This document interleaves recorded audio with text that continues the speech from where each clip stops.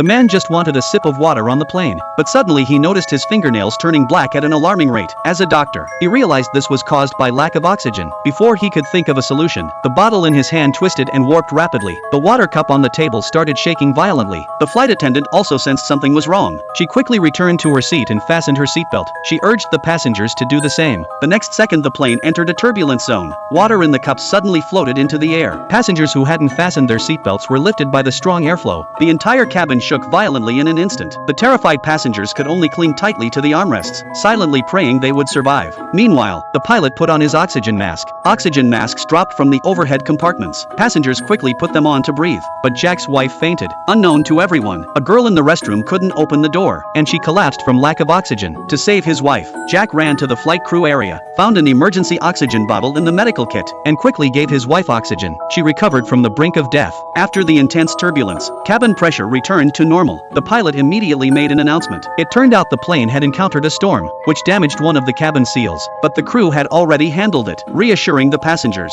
Finally, everyone breathed a sigh of relief. Just when they thought the ordeal was over, strange incidents began happening to passengers. A middle-aged man was the first. He suddenly felt he couldn't breathe. The flight attendant broadcasted asking if there was a doctor on board. Jack rushed over immediately, but the man's condition worsened rapidly. He kept picking at his mouth with his fingers. Suddenly, blood gushed from his mouth. Then his entire body started convulsing. Soon, he became completely still. Only when they laid him on the floor did Jack realize his heart had stopped.